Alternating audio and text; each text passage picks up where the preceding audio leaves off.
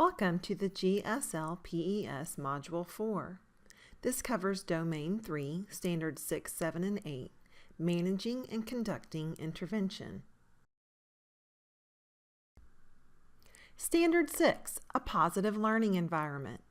The SLP provides specially designed instruction and/or consultation for individuals or groups of students within a positive learning environment. This is consistent with Standard 7 of the Gwinnett Effectiveness Initiative for Teachers. The video supporting this Standard 7 follows. Having an area where nobody feels like they're being judged, an area where they feel comfortable is a really big thing. Once that basis and that foundation is set for your classroom, learning can really happen. We're a family for a year and we all treat each other like a family and we stick together. At first I get a lot of, what? You're not my family. That's not true. But at the end of the year, I think they really understand what I mean by that. We do everything together. We eat together, we go to specials together, recess together, so we're learning together.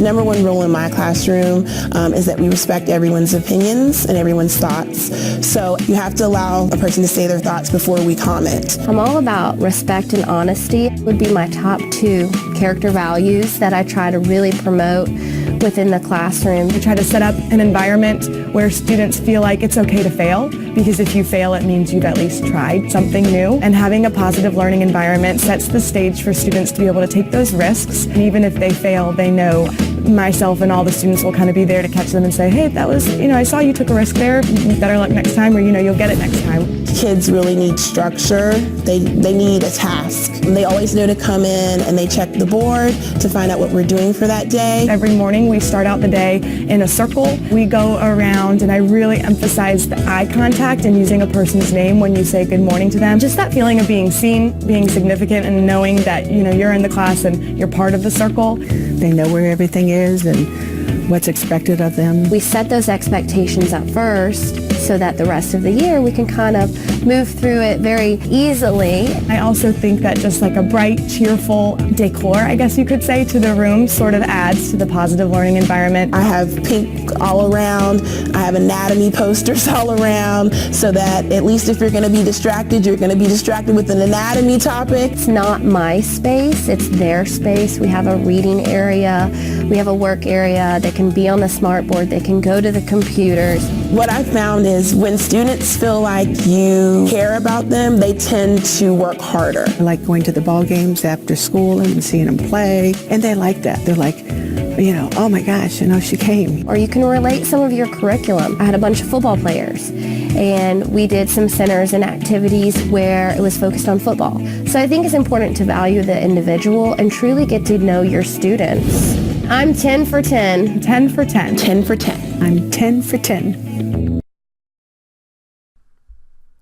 Very similar to a teacher's positive environment classroom, performance indicators for a speech-language pathology room, proficient could be positive reinforcement and appropriate feedback, designs, selects, modifies content to meet the needs of all students, engages all students, organizes workspace and materials, and demonstrates active listening.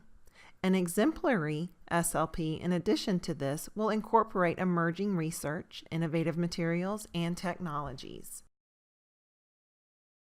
Standard 7, Program Delivery. The SLP uses a variety of materials, methods, and strategies to facilitate student learning. Therapy is sensitive to students' cultural and linguistic backgrounds as appropriate. A wealth of information about methods and strategies for speech-language pathology treatment can be found on the Special Education Online Communication Center, the SPOC. Scroll down to the SLP Handbook and come down to Therapy Information Ideas. Here you can find subject-specific therapy strategies for AAC, apraxia, articulation, autism,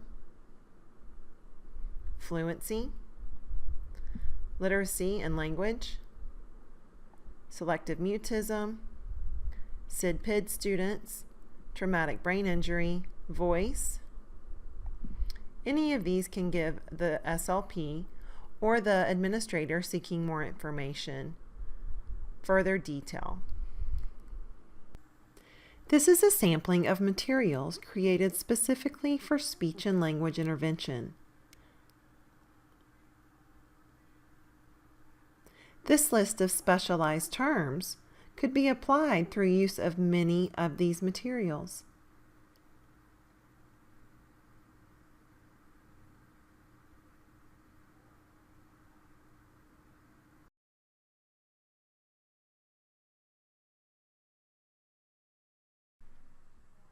When considering cultural and linguistic backgrounds, a differentiation in language differences versus language disorders must be determined.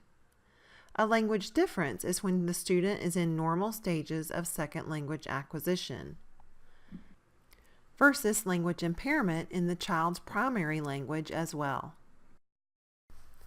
Phonology differences and dialectal differences should be acknowledged with resources as exampled here for the Spanish dialect.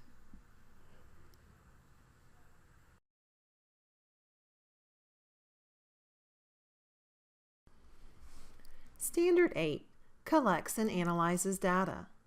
Based on data collection of student performance in relevant settings, the SLP evaluates the effectiveness of interventions to adjust plans and procedures. The data management of students across all settings of speech services should include an attendance calendar as shown here. 3 examples of data collection sheets used within the county are noted here, with more in the SLP handbook in the spot.